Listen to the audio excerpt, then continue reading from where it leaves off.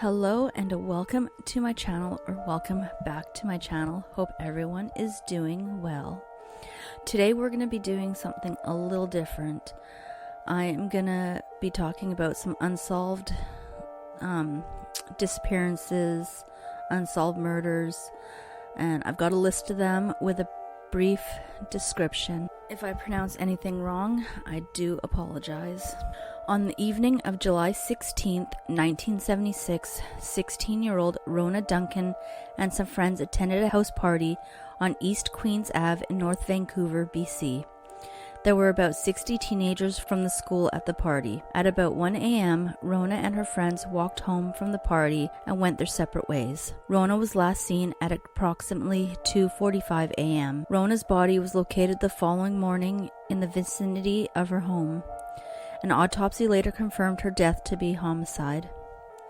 The investigation has been ongoing since 1976, with police following up on hundreds of leads and interviews. However, the case remains unsolved. Anyone having information is asked to contact the North Vancouver Serious Crimes Unit at 604-985-1311 or call Crime Stoppers at 1-800-222-8477. David John Malloy was a cab driver for Yellow Cabs of Vancouver.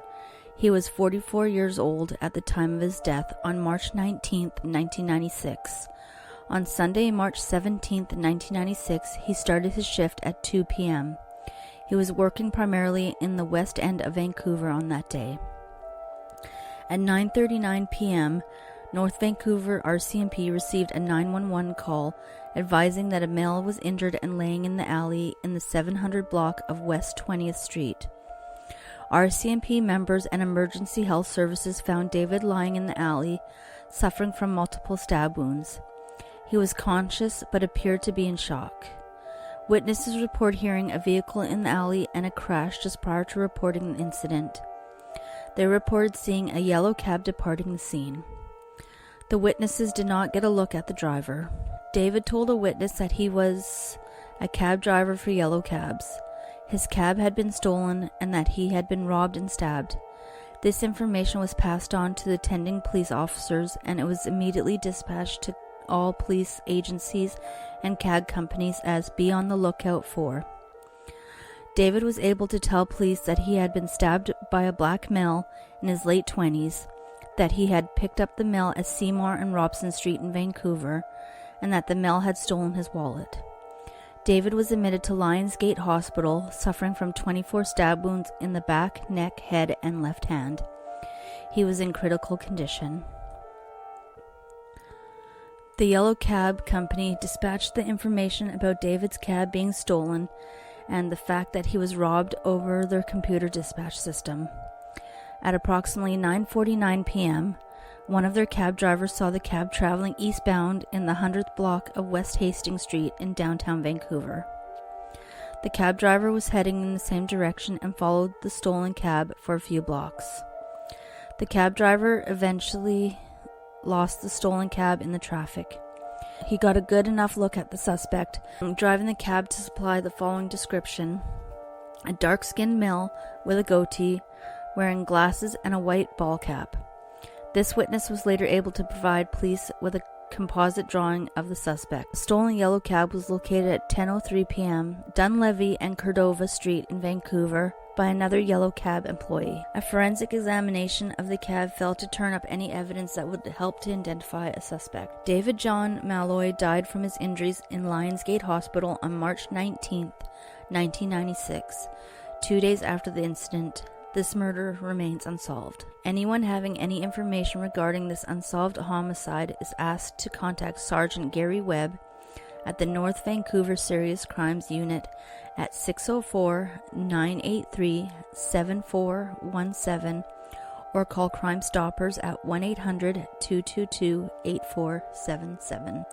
On August 2, 1993, Lindsay Nichols was 14 years of age and had temporarily moved into a foster home located on Royston Road in the Comox Valley, BC. During the morning of that day, she had a disagreement with her foster mother and walked out of the residence apparently to meet friends in Courtenay. She was last seen walking down the driveway towards Royston Road by her foster mother and was never seen again. Lindsay had left all her belongings and treasures in her room, and her mother felt Lindsay had not planned to run away. Lindsay was described as Caucasian, 5'3", 110 to 115 pounds, green eyes, blonde hair colored with red henna. She had been wearing jeans, a khaki silk tank top, a blue and pink checkered shirt, and a white Esprit canvas-style deck runners. It is possible Lindsay may have run away to Vancouver, BC, as she had previously lived in Delta, BC, until her family moved to Comox Valley in the summer of 1992. Lindsay had run away in April 1993 and was located at a friend's residence in Delta. An extensive investigation to date has failed to uncover any leads as to her whereabouts or details as to her disappearance. If you have any information about this case, please contact Constable Paul West, Comox Valley RCMP Detachment at 250-334-5910. Pauline Elizabeth Brazeau was a 16-year-old single parent of a 9-month-old daughter when she was found murdered west of Calgary on January 9, 1976. She moved to Calgary from Yorkton, Saskatchewan in December 1975. On the evening of 1976, January 8th, Pauline Elizabeth Brazeau was socializing with friends at her aunt's residence at 17th Ave, Southwest Calgary, Alberta. Pauline had consumed a considerable amount of alcohol during the evening. She and a friend visited a nearby pizza restaurant around 2:30 a.m. on 1976 January 9th.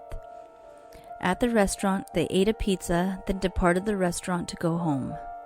Pauline returned alone to the restaurant about 15 minutes later to retrieve a pair of gloves she felt she may have left behind. Pauline could not find her gloves and left the restaurant shortly thereafter. The partially clothed body of Pauline Brazeau was found approximately 5 hours later at 8:30 a.m. on the 9th of January 1976 on the Jumping Pond Forestry Road, located approximately 22 miles southwest of Cochrane, Alberta. Pauline died as a result of stab wounds. If you have any information about this case, please contact K-AB Division Serious Crimes Branch, South Ardrey at 403-420-4900 or Crime Stoppers at 1-800-222-8477.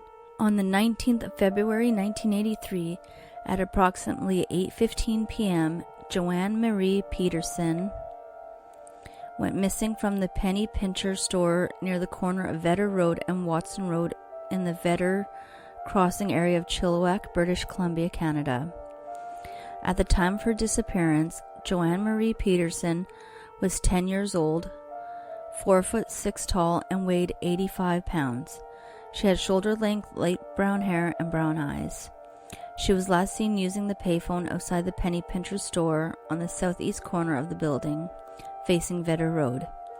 An unidentified male was seen with her at the phone booth.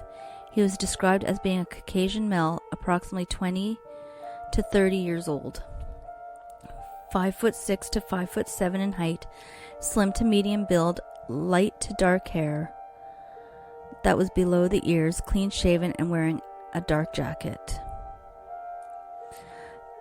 To this date, attempts to locate Joanne Marie Peterson and the male last seen in the phone booth with her have been unsuccessful. If you have any information regarding this case, please contact Constable P. Neitz of the Chilliwack RCMP Community Policing Office Serious Crimes Unit at 1-604-792-4611. Thank you for listening. If you like this type of content, please consider subscribing and liking my channel, and I will see you on the next one.